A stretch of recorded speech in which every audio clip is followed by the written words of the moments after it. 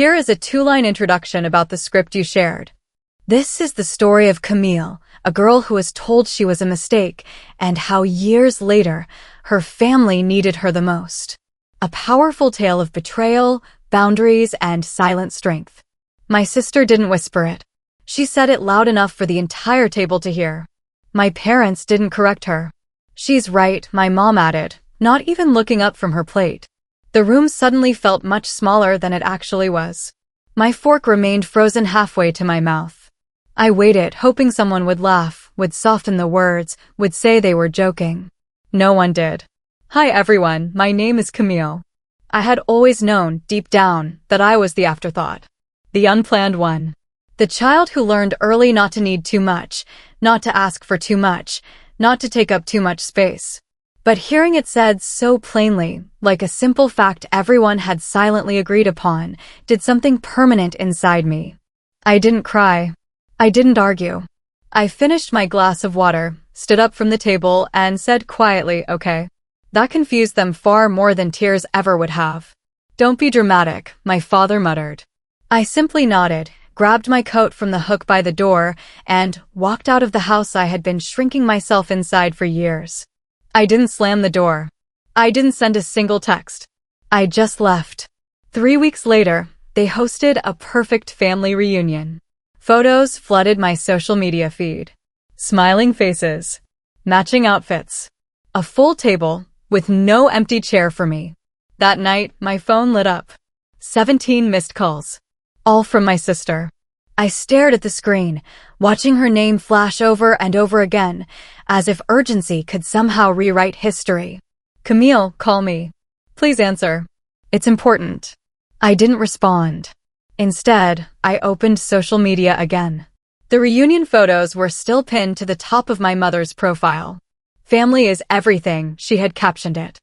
Heart emojis lined up like proof. My sister had posted a boomerang of champagne glasses clinking. My father smiling. My mother glowing. No one in those photos looked like they had been forced to keep anyone. My phone buzzed again. Incoming call. I let it ring. Then a voicemail notification appeared. Her voice was different this time. Not sharp. Not superior. Panicked. "Camille, I need you. Please call me back. It's about the house." The house. I leaned back on my couch, letting the silence of my apartment settle around me. The place I had rented quietly after walking out. Small, clean, entirely mine. Another message came through. They're saying I signed something I didn't understand. I didn't react outwardly, but inside, something shifted into place. For years, I had been the one who read contracts.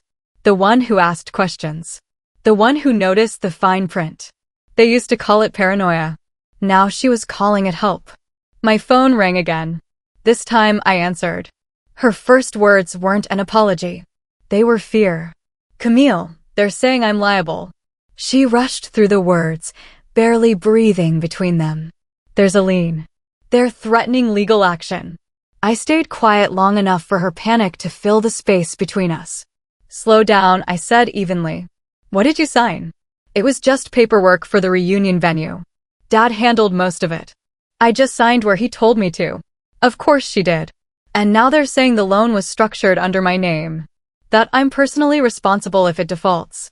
I closed my eyes briefly. My father had always loved having leverage.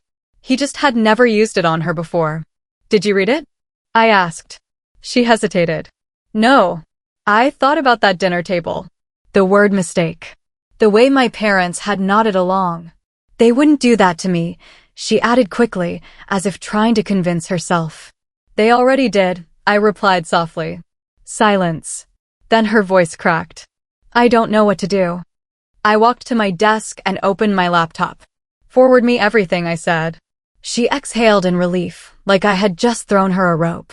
"I knew you'd help," she whispered. I didn't answer that. Because helping and rescuing were two very different things, and I hadn't decided yet which one I was willing to be. The documents hit my inbox within minutes. I opened them slowly, scanning line by line the way I always had. Loan agreement. Personal guarantee. Adjustable interest clause. Default triggers tied to projected event revenue that clearly hadn't been met. My sister had signed everything. Primary borrower. My father's name appeared only as event coordinator. No liability attached. I almost admired the precision of it. Camille, she whispered through the phone. What does it say? It says you're responsible for $200,000. She inhaled sharply. That's impossible. Dad said it was secured. It is, I said. By you. Silence filled the line. They tricked me, she asked faintly. No, I corrected gently. You trusted them. That landed harder. I need you to fix it, she said, desperation creeping back into her voice. You're good at this. You always are. I thought about every time I had warned her to read before signing. Every eye roll. Every stop being dramatic. You called me a mistake, I said calmly. She went quiet. That was honest, I finished for her. More silence. I'm not asking you to like me, she whispered. I'm asking you to help me. I leaned back in my chair. For the first time in my life, she was the one who felt small. And she knew it. I'll review it, I said finally. But I'm not paying it. She exhaled shakily. I'm not asking for money. Good. Because that door was closed. I scanned the clauses again, tracing the structure my father had used. The default window hadn't passed yet. There was still time to renegotiate before penalties compounded. Did you receive any of the funds directly? I asked. No. It all went into the reunion event account, which Dad controlled. I almost smiled at the predictability. They leveraged your credit, I explained calmly. You're exposed because you signed the personal guarantee. Her voice cracked again. So what do I do? For once, I said evenly, you confront them. Silence. I can't, she whispered. I remembered that feeling. Yes, you can. She inhaled slowly. Will you come with me? I considered it. 3 weeks ago, they had said I was a mistake. Now I was strategy. I'll attend, I said. But I'm not rescuing anyone. I needed her to understand that distinction mattered. The next evening, I walked back into my parents' house for the first time since I had left. The same dining table. The same chairs. My father looked surprised to see me. My sister looked terrified. My mother looked defensive. Before anyone could speak, I placed the loan documents on the table and waited. My father didn't touch the papers at first. He leaned back as if confidence alone could rewrite liability. What is this? He asked calmly. You know what it is, I replied. My sister's hands trembled slightly beside me. My mother avoided eye contact entirely. You structured the reunion loan under her name, I continued. Personal guarantee included. My father sighed, annoyed rather than ashamed. It was efficient. Her credit score is strong. Efficient? I repeated. Like she was a tool? You told me it was secured by event revenue, my sister whispered. It was, he snapped. If people had shown up. They did, I said evenly. Just not enough to cover the projection you inflated. His jaw tightened. Don't start lecturing me, he muttered. I'm not lecturing, I said. I'm clarifying exposure. My mother finally spoke. We're family. We'll handle it. How? I asked calmly. Because legally, she handles it alone. That landed. My sister looked at him. You said you'd back me. He didn't answer. For the first time, she saw it. The same pattern I had lived with for years. You always said I was paranoid, I said softly. I wasn't.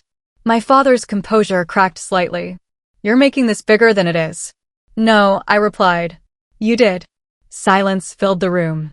And this time, I didn't rush to fix it. I can't cover 200,000, my sister said quietly. It wasn't dramatic. It wasn't accusatory.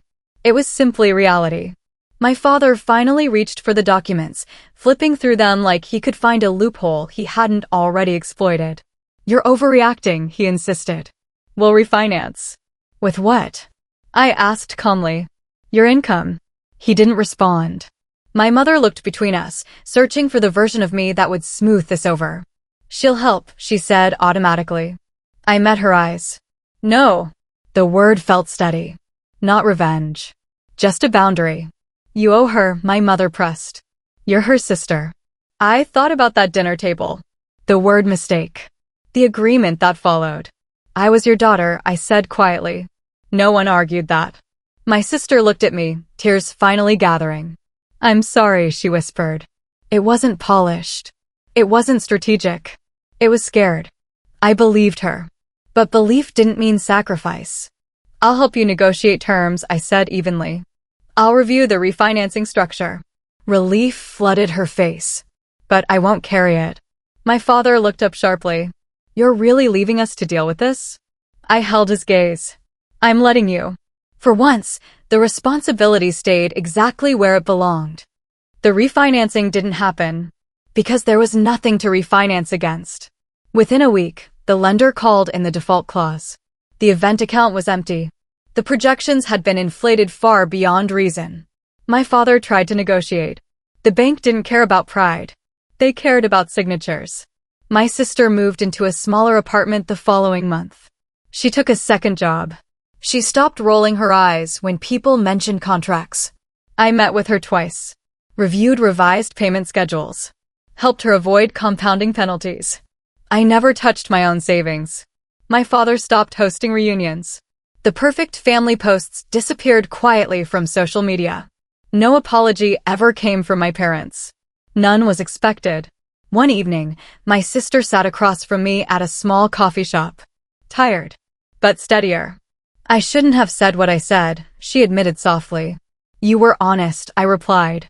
I was cruel. That matters more. I didn't hug her. I didn't dramatize forgiveness. I simply nodded. Because the biggest shift wasn't the loan. It was the realization that I was never the mistake. I was the one who read the fine print. And this time, I didn't have to. If this story touched your heart, don't forget to subscribe to our channel for more powerful real-life narratives.